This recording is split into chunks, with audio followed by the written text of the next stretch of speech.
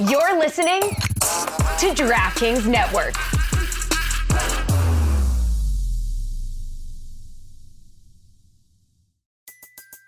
Everybody in your crew identifies as either Big Mac Burger, McNuggets, or McCrispy Sandwich. But you're the Filet-O-Fish Sandwich all day.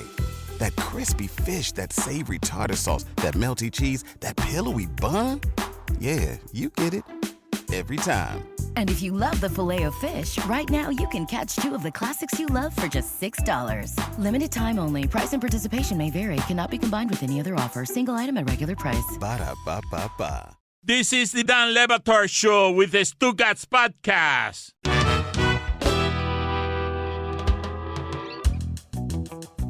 Stugotz, you know that Tony has been trying for several weeks. He has been workshopping what has been a great question that has gotten a lot of response every time that he asks it, any room that he asks it in, except when we were trying to do it in Las Vegas in front of people during a live show when Billy undercut him from the very start and ruined the ability to ponder his question of whether a player in baseball who went 1 for 4 in every single game with a single for 5 straight seasons and had an 800-plus game hitting streak would make it into the Hall of Fame. Yep, first ballot. 0 career home runs, 0 cares? career extra base hits, Right. a career 500 OPS, Yeah, but DH doesn't play the field. a hit in every game he played. 810 game hitting streak. Chris Cody has now put out this question to a series of people. Okay, at the beginning, it was just Adnan Virk, Mike Schur, Boog Shambi, 5 people, 5 baseball authorities. Boog Shambi didn't answer, and the vote came back. Still waiting to hear back from Boog. I tried to get it on to Billy because I think you have a better shot at this than I do. Classic Boog. I have not asked Boog. I did ask for you, Jeff Conine and Craig Counsell. How many people have you now asked? How many responses have you gotten? 16. You want me to just rattle some names before I give you responses? We have Tino Martinez, Bob Costas, Keith Oberman, Mike Schur, Craig Counsell, Rich Waltz, Kyle Seeloff, Bill Ripken, Harold Reynolds, Carlos Pena. Wow. And I got sources. I'm expecting more submissions tomorrow. But as of right now, I have 16. Are you reaching out to all these people on your own? It's kind of. Right. My tentacles are. Okay. I thought the 5 that we asked were supposed to be the definitive answer, and then we were going to go with that. The question. I didn't like that answer. You can't contain this. Right. This Like is the answer bigger we got. than the 5. What is This it, 5 all years of and hit baseball. every I actually thought day? it was Kirchin who was going to decide this for us. I can ask Scott Rowland. Yeah, sure, ask him. Okay. You have to play in Major League Baseball for 10 years to be eligible for the Hall of Fame. A couple he's nerds not said even that. eligible. Kirkchin and Costas got in there quick with that, but we followed up. This is a hypothetical. Yes, we're putting that rule aside for this hypothetical. So you just are going to keep asking everyone until they say yes. No, it's not about yes. Billy, it's not about yes. It That's what you don't seems get. because all the no's, It's the you thought just keep exercise. asking more people. No, it's the thought exercise for people in baseball, the real people that know. Okay, not like you who wants to undercut the real baseball. people that know I'm until trying to you bring know. baseball back by this conversation. We're going to see this on MLB Network one day. We're going to be like, wow, where'd that come from? Here. It's never going to get to yes, because this isn't a question that serious baseball people will entertain as putting in the Hall of Fame. But this is why, when you talk to little kids, they're like, I want to be an astronaut. You're like, okay, you can be an astronaut. It's exactly that. Just tell them what they want to hear so the conversation ends already. The conversation is not ended because we're keeping it alive, but I'm guessing you're getting mostly no, because that person is it's kind of amazing that they kept playing that person, given that at some point after 2.5 seasons of no extra base hits, you have to waive that person. Now, all right. So look, where we left off was it was Waive that person? He's on base every game. Yeah, but he's on base 1 every 4 times. Triple away though. It's not a good on base percentage. He's a bad baseball player. Let me just update the audience where we're at. He's a bad offensive player. What? Where we left off last week, we had 3 no's. Tim Kirkchin said if an NBA player makes a 3, in 400 straight games, averages 3 points a game, no assists, plays no D. He's not a Hall of Famer. That was Tim Kirchin's rebuttal. Mike Schur also voted no. He said it would be exciting every time he started a game 0 for 3, though. Okay? But they would point. break into coverage, and everyone would hate this guy because they'd break into coverage for a crappy player every time he's 0 for 3, Mike Schur said. This is what Craig Counsell said, actually, because Craig Counsell's response... Spoiler alert. Well, I'm going to give him this one, but you can give them the other one. You have plenty of others, and now Stugotz is also texting Scott Rowland. Wait, you're texting Craig Counsell? Yeah. I want to sing "Take Me Out to the Ball Game" at Wrigley Field. You can make this happen. Wow. So I mean, Boo could. I mean, if he responded. Right, and he won't. Stugotz, Craig Counsell's closer, I feel right. like, to the Yeah, source. that didn't take Jess long there. Also Notre Dame guy. Little Stugotz and everybody. Yeah. Like, Craig Stugotz. Counsell, what can I get out of the deal? Exactly. But what he said is that is an ESPN Hall of Famer for sure. Huge ratings for that ground ball through the 6 hole. But late in the ninth, oh God, he did it. And then Jeff Passan also said no. He said 500 OPS awful. You can't reward someone for being consistently bad. So that's 4 no's we have because Dan just said Craig Counsell. Respectfully, Jeff Passan, that's the opposite of consistently bad. He is consistently okay. Dude, 1 for 4. Yeah, I was going to say. I'm waiting on Scott Rowland. I'm waiting for a response. I also just asked Jabba Chamberlain. How about that? Oh my God. Our only yes, He's never gonna answer as you. of last week, was Adnan Virk. And it was like after he was like, I already talked about this. He It was has very kids. unthought He knows the about. drill. He did not think it through. I got another yes. Exactly, Billy. Greg Cody says yes. Hall of Fame voter. How about that? I had to ask him. He's a Hall of Fame voter. Another yes. Tino Martinez. Wow. Taylor knows his son. That's how we got to him. Well, Adnan Virk, Billy, you accused Chris of the thing I think you need to be accusing Adnan Virk of, because once he found out that he was the only yes, he started asking other people the question on Chris Cody's behalf. This is how this metastasized, is because Adnan Virk wanted more yeses, not Chris Cody. And go ahead, Billy. No, that's how it's going to end up on MLB Network, is he'll ask someone one day on one of his shows. I was like, Adnan, you can have this, because I know Tony would love it if that question ends up on MLB Network. Are we just like texting all the baseball players we know this question now? All right. I could probably get a few names. Okay. Send it off. All right, so right now, as far as I've announced, we have 4 no's. How long are we going to stretch this out? We've already talked about it on 4 shows. We're 4-3 right now. But when Harold Reynolds enters the game.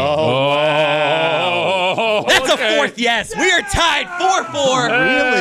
Harold Reynolds says he did something no one has ever done, but factually on the hypothetical, he wouldn't get in. So he's basically saying he would never get in. That's a no. But he's saying he would vote for him. He's saying yes, but he's like, he'll never get in, but I'd vote for him. Yes. Oh, okay. Craig Mish says no. No. Wow. We're at 5-4 now. Jeremy just told me that. No, that's Supreme Court over 6-4. Roy. No, I think it's 5. I don't know. All right, I know we have 4 yeses. That's what I know for a fact. Yeah. Craig Counsell says no. Rich Waltz says no. Rich Waltz, former Marlins broadcaster, says that team that kept him in the lineup at DH should be disbanded. They have the highest ratings out of anybody. Disbanded is what he wrote. Disbanded, yeah. I think it also depends what market we're talking about here, too. You guys want to hear from Keith Olbermann? Yes. Yeah. Usually no. Oh. Nobody who hit more than 60 home runs is in the Hall of Fame. 2 straight no-hitters doesn't get you in the Hall of Fame. 2/3 of those who threw no-hitters in a season aren't in the Hall of Fame. The guy who struck out 500 men in a season isn't in the Hall of Fame. I think that's a no for KO. Applying logic. like a I mean, no. geez, what's the matter with I just got patched into my headphones. Raul Ibanez. Oh. Okay. He says, if you have an 800-game hitting streak, you're Jesus Christ. I don't Do you think have that's a to direct quote. resurrect That is a from the dead absolute direct also? quote from my But are headphones. you in the Hall of Fame? Is Jesus? Bill Ripken says no. Wow. Face. Mention that. Sure. Jeff Conine says no. He says a remarkable feat in an unremarkable career. Did you just call Bill Ripken a butt face? No, I call him old face. Worse. Oh. It's famous. That's his thing. It's on his baseball card. Do you guys not know this? No. Yeah, Google Billy Ripken F face. Well, I will not do that. Yeah, no, do I'll it for real. trust you. No, company do computer. it. It's A dangerous game, Billy. You guys don't know anything. Uncultured swines. No, he's right. Thank you. Finally, a smart person in this room. You want to go ahead and tell us the more of the story? His baseball card? His baseball card says it on the barrel of on the knob of his bat. It says F face, and it's a valuable baseball card because they didn't realize that it said F face. So there's all these baseball cards of Billy Ripken that say F face on it, and then they had to go out and put one out that didn't say that because it says F face on it. So it's 10-5. Check back tomorrow for more votes. And it's not disbanded. Disbanded. Dan Le Batard. Lou Holtz, number one. Chirping my balls off. I can't play a little touch of gray. You cannot give me enough fake Lou Holtz saying any number. Chirping my balls off. You can't give me enough. Stugotz. The drool on the microphone. I'm not sure what Sucking you're on a pacifier to avoid eating my own face. This is the Dan Le Batard Show with the Stugotz. It is time for Stugotz to share his game notes. No one in the media will tell you what happened better than my boy Stu. Weekend observations brought to you by Miller Lite. Great taste, 96 calories, available for delivery. Dan, he's far from his prime when he was terrorizing opponents on the pitch, both in England and in Spain, doing it while biting their ears in the process. And like most people, in their later years, he moved to Florida for a slower-paced life. But this weekend, he turned back the clocks, bringing his scoring boots with him, and bagged a brace at a moment's notice. And Dan, just like that, make no mistake about it, with 2 goals in Inter Miami's win over Orlando City, Luis Suarez is back. I can't believe that's he's back. He's back. That's the most stunning he's back I've ever heard. Big soccer fan. You know that, Dano. Congratulations to Caitlin Clark for breaking the all-time NCAA scoring record previously held by Pete Maravich. Pistol Pete. Just so we're clear, no. In my personal record book, no, it's still Pete's record. Because unlike Pistol Pete, Caitlin didn't do it in 3 years and did it with a 3-point line. That, StugottsBook.com. Why are you shaking your head? I mean, it's just give Pete some cred. Okay, it's important that we do that today. Oh, what do you mean? Instead of Caitlin 44 Clark, a game. It's important. She's great. I said she's great. It's Pete's record in my personal record book. Hey, Pete, do it on color TV. Half it he did, I think. Justin Fields, unfollow the Bears. Love that. Love it, man. What do you think he means by that? Johnny Manziel, boycotting the Heisman Trophy presentation in support of Reggie Bush because it doesn't sit right with his morals. Dan, you know what the M in Manziel stands for? Morals? Yes. Wow, look at you. Following along. Johnny Morals. He did say he was humbly removing himself from the ceremony because it doesn't sit right with his morals and values. Humbly. Humbly. Sam Hartman. Looks like a better looking Keanu Reeves. Yeah? It's just the hair. Well, he's better looking. It's just the hair. He's also 30 years younger, Stugotz. You don't have to pit 2 good-looking men against each other. I'm just saying prime Hartman, prime Keanu. And prime Keanu, everyone knows, is Point Break. Who's better looking? Sam Hartman. Yeah? Thanks. Had we not talk about Eric Bieniemy going from Super Bowl winning offensive coordinator to out of the league in 2 years, life comes at you fast. Well, we didn't talk about just the job he had to take in a conference that's falling UCLA. apart for a team that nobody wants to be a part of, to be an associate head coach. If you're ever looking for DePaul, you can always find them at the bottom of the Big East standings, the Blue Demons. Stash this away in the Something to Ponder file, Tony. Is Caitlin Clark the best athlete to never win a championship? No need to discuss it now. Just stash it away for a rainy day. I mean, it has to be her or Kevin Durant, right? Where did that shot at DePaul come from? He was just watching basketball this weekend. He's like, he hasn't paid attention to them since Dallas Comegys was there. The great Ray Meyer.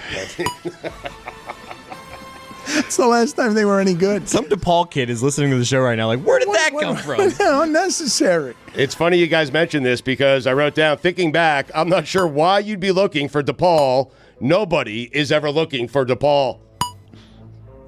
Chicago. Is Really looking for don't know DePaul? that? It's in one of those states that Dan thinks is one state. The Blue Demons. Mm-hmm. Thank you, Steve Martin. Sauce Gardner, in fairness to McCole Hardman, the Jets' offensive game plan isn't the most difficult code to crack. First down, rush for 3 yards. Second down, rush for -5 yards. Third down, pray. Fourth down, punt. It's the way they've been doing it for 40 years. I hate them. That story, the McCole Hardman story, is great for a number of different reasons, but one of them is him allegedly selling the game plan or giving the game plan to the Eagles? Eagles and the Chiefs. But then the Jets beat the Eagles. And they had their best offensive game against the Chiefs.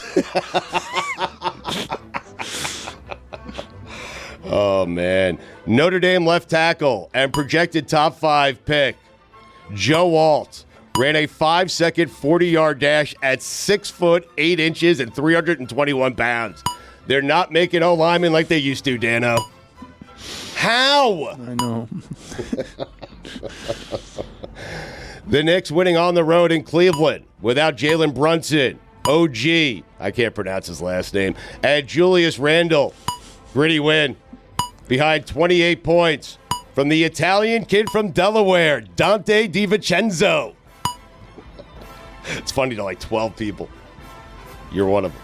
No, not really. I'm not one of them. Chop Robinson is a great name for a defensive lineman. Top 10 for me. Like, he's got to go in the top 10 just because of his name. It's great, Chop. Inter Miami beating Orlando City 5-0 in the Battle of the Bright Line. Look at that. Messi, do it in the... What? Huh? Do it in the Lamar Hunt U.S. Open Cup. LeBron, you score another 40,000, you'll never be him. LeBron, less points, more rings. Caitlin Clark, you too. The Wizards went 0 for 12 in February. The W in Wizards stands for winless. Top 5 athletes or entertainers that connote a wizard. OLI, Ozzie Smith. Number 5, Wiz Khalifa. Number 4, John Wooden, Wizard of Westwood. Number 3, Wandy Rodriguez. Number 2, J.K. Dobbins. It's a rage. Number 1. Thank you. I thank you, Tony, for Merlin Olsen. Tony doing a writing gesture with his hand. Yes, thank you. Writer, JK's an He's author. a writer. Yes, Yes. Thank you. I mean, watch out for Nashville. The Preds. PGA. Live. Golf. Getting chippy. What's going on there, man? Those guys don't like each other. They're fighting over money. Well, some guys took the money and some guys didn't. I You can't know. blame the guys who took the money. Like, get over it. I thought you just meant Well, they were you using can, their I guess. wedges a lot. Manchester is blue. Since Jake Dibbler took over at Ohio State, they are 4-1 with wins over Purdue, Michigan State, and now a 23-point beatdown of Michigan. Don't let the Buckeyes get hot. It's March, Dano. J.J. Watt should only play hockey in Lake Placid. The Warriors lost by 52 points to the Celtics. Steve Kerr, for your sake, I hope the ink is dry. That guy's ridiculous. What? What do you mean? He's ridiculous. $35 million for Steve Kerr? Get out of here. It's absurd. Michigan is 2-17 in the last 19 games. Juwan Howard, don't let the door hit you in the ass on your way out. Put it on the poll, please, Juju, at Batard Show. Average age of the person who says, don't hit the door, don't let the door hit you in the ass on the way out. And then just put over, under, dead. Fair. I mean, it's Sorry unbelievable. I It's like, what is that? I don't know. I have zero doubt J.J. Watt insists that the 1980 gold medal game was against Russia. The Soviets. It was against Finland, everyone. It wasn't Russia, but JJ thinks it's Russia. He doesn't. I think he does. I'd be shocked if he doesn't. No. Where's the straw man here on this thing? Where is it? There. Straw man. But I have zero doubt. It doesn't mean. If JJ doesn't have Jim Craig and Mike Ruzioni in his top 5 athletes of all time, then I simply don't know what's what nowadays. Nowadays. Of all time. If you ask J.J. Watt, top 5 athletes of all time, you don't think he's putting Jim Craig and Michael Ruzioni in there? It was a. Are you crazy? It was a hockey and game. Ken Morrow? 45 years ago. J.J. Watt's not even 45. Oh, he doesn't care. Nobody gets why we're talking about J.J. Watt, Lake Placid, and the 1980s. He was playing hockey over the weekend. He thinks you know that. I'm so confused. J.J. Watt was playing hockey, and he thinks we all knew that. Well, I mean, Get him in the goal. We're doing a sports show. I mean, Oh, you're going to judge people for not knowing about stories. I didn't know what happened to the Knicks 2 weeks ago. You don't know how to pronounce their players' names. Dan, I don't want to alarm you, but Shohei Ohtani has played 3 spring training games and is batting over 700. The top of their lineup is Mookie Betts, Ohtani, and Freddie Freeman. 4 MVPs between 3 hitters. How did Rob Manfred allow this? That's crazy. Atlanta's better. Are they? They have Chris Sale, apparently, I just saw. What? Braves have Chris Sale. No way. Yep. He's still around, huh? It's a bad contract. Good for him, though. That sucks. Really? Yeah, he had an injury in Boston. Get him out there. Xavier Worthy broke the 40-yard dash record running a 4.21 at the Combine. Fast. That's all I got. Really? That's excellent analysis. That's my observation. He's fast. He's not wrong, but it is the most obvious of the observations. The guy who ran the fastest time in the history of the Combine is fast. It's not a great observation. I'm not hearing a lot of it today, though. Right. Just that simple. Who else is saying it? Matt Rempe. Everybody. Recently made his NHL more people debut. that are talking about J.J. Watt playing hockey. They're giving more. Should be talking. They're giving more, though. Like, no one's just being, like, fast. Yeah. Matt Rempe recently made his NHL debut for the Rangers and already has 5 fights in his last 7 games. He has spent more time in the penalty box than on the ice. That's what being an enforcer is all about. Goon. Hockey player. In honor of the great Chris Mortensen, the Chris Mortensen top 5 information guys in sports media history. Wow. OLI, John Clayton, the professor. Number 5, Jay Glazer. Number 4, Adam Schefter. Number 3, Peter Gammons. Number 2, the Miami bouncer that called in, told me and Dan that Shaq was getting traded to the Suns. We dismissed him. I saw him Friday. 5 minutes later, Shaq was traded to the Suns. Shaq the guy. You saw the bouncer? He wasn't a bouncer. He's the Dare T-shirt guy. I saw him Friday. He introduced himself after all Dare these years. T-shirt guy? Like drugs there? Huh.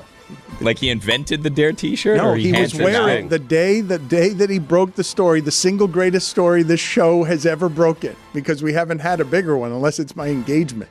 A betrayal My by, dad, by yeah. Scoops Greg got that one, Cody. yeah. It's the biggest story we've ever had. That guy broke the story that Shaq had been traded to the Heat, and we laughed at him and dismissed him. What does he do now? Where'd you see him? I saw him at Feast with the Beasts at the zoo. Yeah. I was there. I didn't see you. Okay. Dan was in VIP. I was there with the Dare T-shirt guy. We were in VIP. By design, Bill. Being served beans. Roy, you remember that as a bouncer, though, right? Yeah. Yeah. Was he ever a bouncer? I don't think he was ever a bouncer. Always a T-shirt guy? No, maybe he Dare was. T-shirt. Did he sell the T-shirts or Maybe, just no, he was the wearing T-shirt? one. He was He wearing didn't one. invent it, though. He did not invent the Dare T-shirt. No. Huh. I have one of those Dare shirts. I think I got it in elementary school. It finally fits me. Did it work? Oh. Not really. We laughed the T-shirt guy off the radio, me and you. That's right. Number one. He'll be happy to know we're talking about him again. Do you think the percentage of kids that wore Dare T-shirts, like there's a higher percentage of kids that did drugs or didn't do drugs? Did. It's my weed smoking shirt. Is it? The kids that wear them now wear it ironically to do drugs in. All my shirts are. In the entire closet. Smoke weed in all of them. Mort, hopefully I'll see you in heaven. Coin toss for me. One person I can assure you won't be seeing is a certain former Baylor head football coach, because he's going straight to hell. Speaking of hell, Art Riles. Dan, those are the weekend observations. You have it as a coin toss that you're going to hell? 50-50. Dan Le Batard. Tristan Shout. Stugotz. Tristan Shout. This is the Dan Le Batard Show with the Stugotz.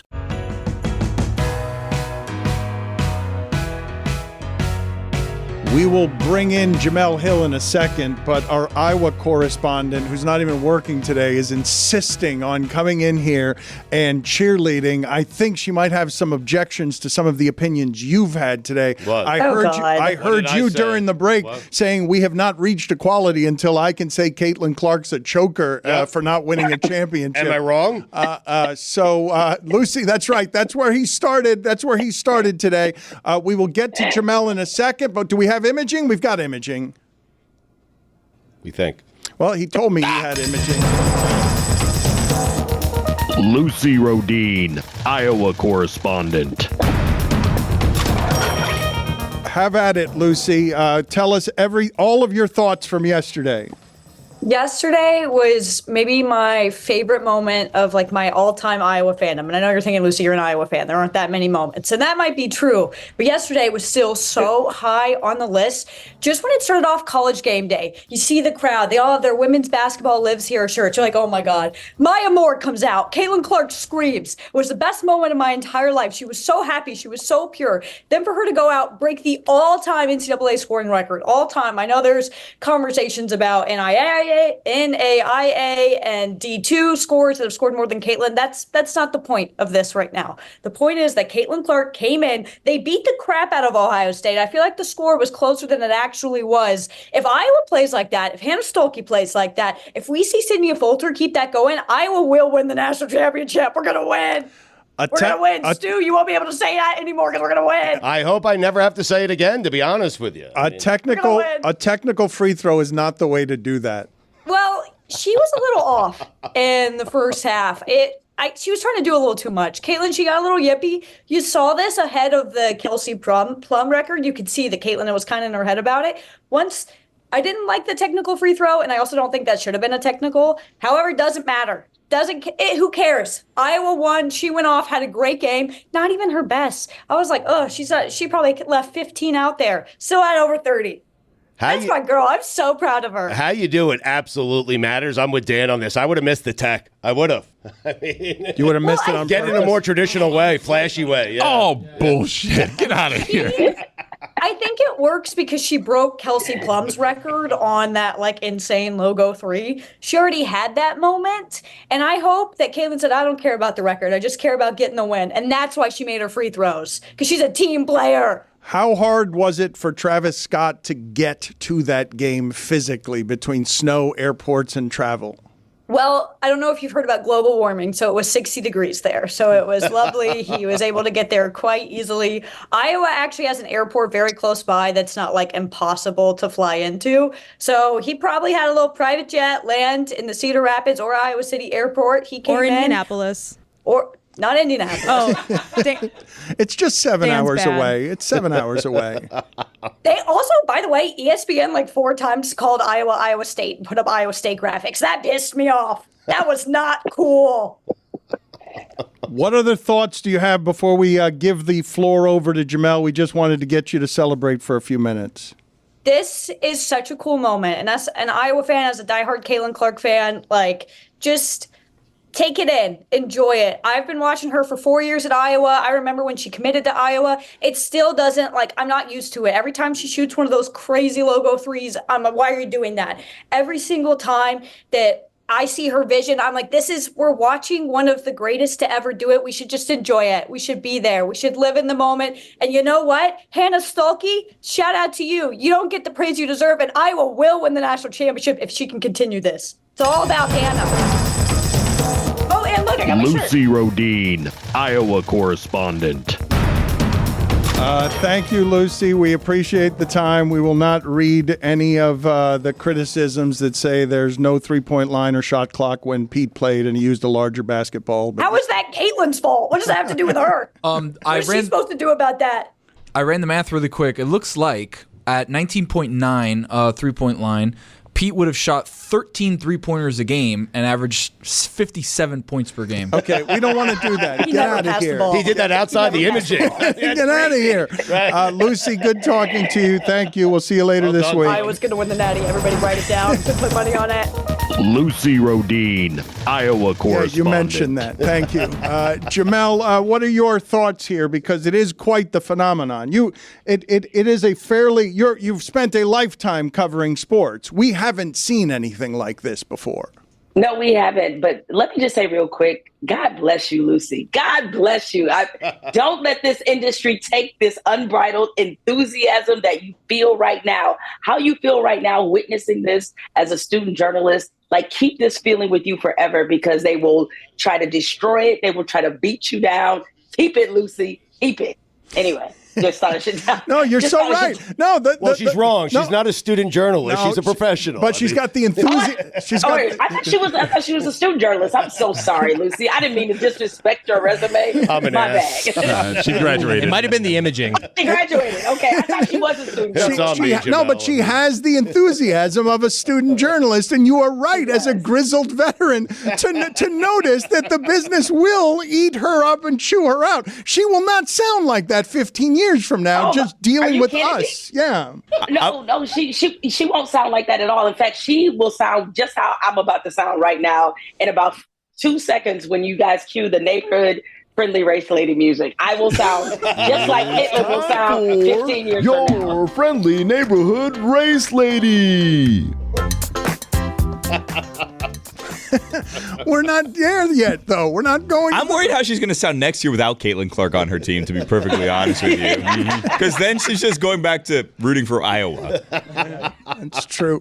But what did you make of everything you saw, Jemele, yesterday? Because, like I'm saying, even as I watch this growth and I talk about some of the things that we've talked about, which is that regular season college basketball ratings are better than regular season NBA ratings. Caitlin Clark is at the front of a movement that I never expected to see flourish in a place like Iowa. Yeah, I think it's just really incredible to watch all these new fans coming to the game. The fact that Caitlin has created her own economy. And this is the moment, I think, in women's sports. But let's just say women's basketball, because we've seen, obviously, with women's soccer, we've seen some other very important seminal moments in other women's sports. But for women's basketball, this really feels like their time. It's been an escalating movement. Ratings the last 5 years have been really incredible, both at the college level and at the WNBA level. And now there is somebody else, maybe a bigger phenomenon than we've seen maybe 15 or 20 years, somebody that is going to transition to the WNBA and bring hopefully all of this enthusiasm, these fans, all of this with her. It felt, I said this last year when Angel Reese and Caitlin Clark obviously scored it off in the women's Final Four, is that this very much feels like this could potentially be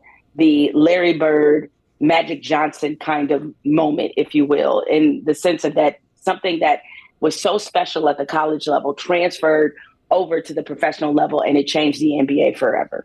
Have you given any thought as all of the streaming services fight for sports content and these are undervalued rights properties, what this is going to end up going for when this stuff sells for what it's worth?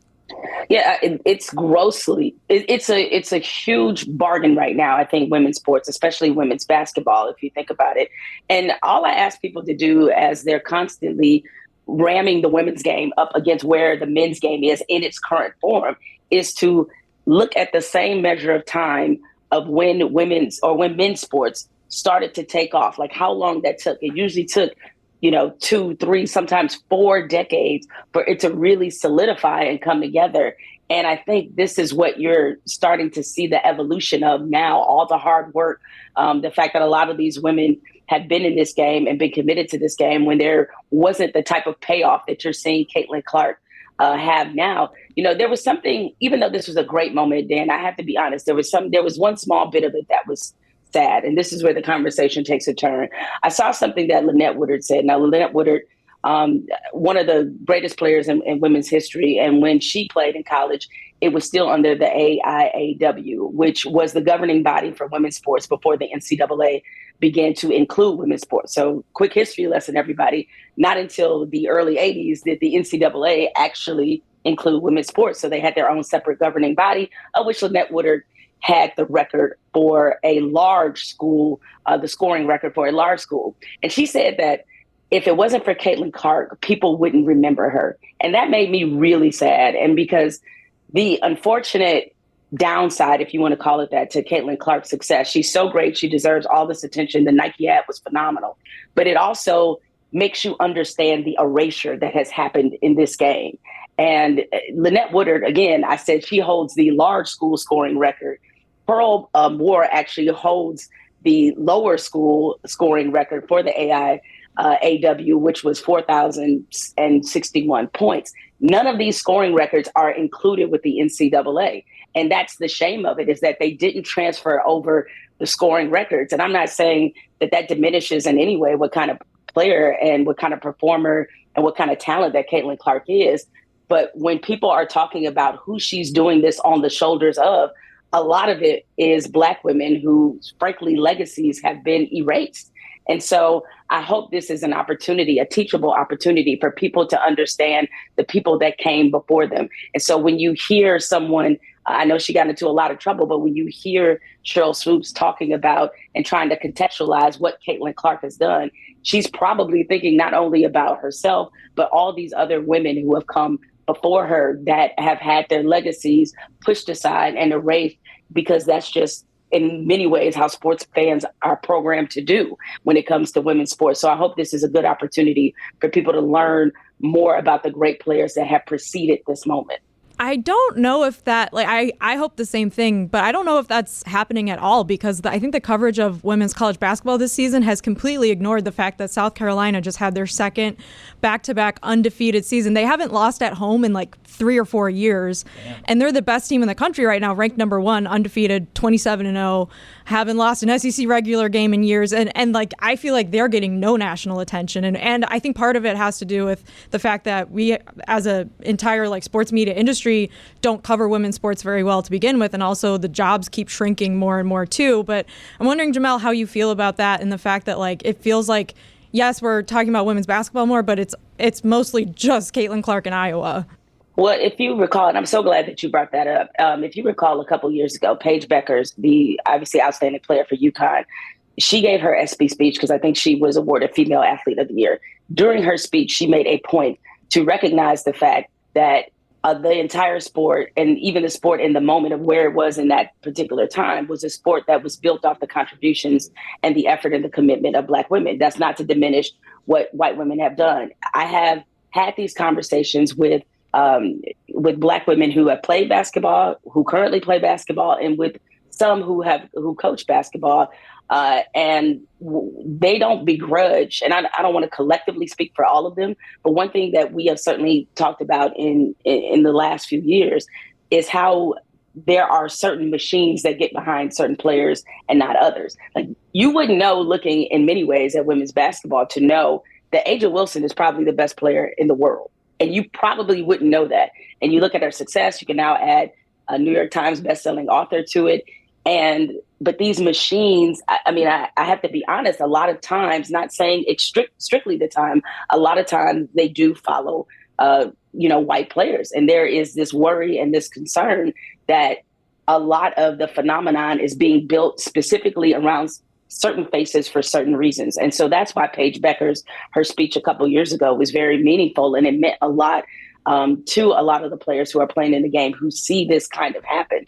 And I get it with Caitlin Clark. I mean, living in Iowa, playing for a university that traditionally has not had some of the other success. It's an underdog story. It's a middle America story.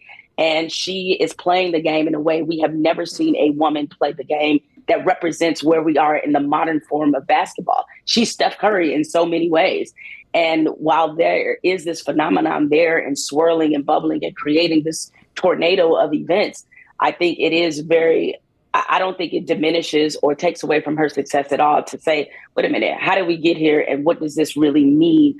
Not just for Caitlin Clark, but for all players. When you mention the history, though, you mentioned Magic and Larry's whiteness helped all of that become what it was. Like those games were on tape delay before, finals games were on tape delay before we had a white guy and a black guy fighting for stardom, right? Because what Jessica's mentioning is true, but it's so much, in that sport, we gravitate toward the stars more than the teams. Yeah, I mean, and you're right, Dan. I mean, that was part of what it was. It's like you had white guy from Indiana against a black guy from Michigan. And even though Lansing is the capital of Michigan, but it is a smallish town, maybe not as small as where Larry Bird grew up. But the reality is that those optics were helpful in growing the game. And even though there was that undercurrent of race that was forever there, it did help grow it. And we saw how strong that undercurrent of race was between Caitlin Clark and Angel Reese. And frankly, even with Cheryl Swoops, and don't get me wrong, I understand that there was factually some things that Cheryl Swoops got wrong in characterizing her game. And later on, those things were corrected in that same podcast. But, Cheryl Swoops talked about the fact that she was called a racist for critically analyzing her game. And if anybody could analyze her game, you would think Cheryl Swoops would be qualified. So that bubbling, that undercurrent is there. Because even when I bring up Caitlin Clark, it's like, and we've seen this so much in sports before, Dan, is that if you don't call them the greatest thing you've ever seen, if you don't say, hey, this is the most exciting women's player ever, this is the best women's player ever, that you're somehow being a hater. And if you're black and saying it, somehow you're being a racist toward Caitlin Clark. And it's like, no, I've just watched 30 plus years of women's basketball. And I will say she's one of the best college players in history. She is definitely the most exciting women's player in the game right now. But the extra platitudes turns this conversation into something it's not supposed to be. We're supposed to all feel like Lucy right now, but there's always these other things. And, unfortunately, when you become a grizzled veteran, you can't unsee some of these things.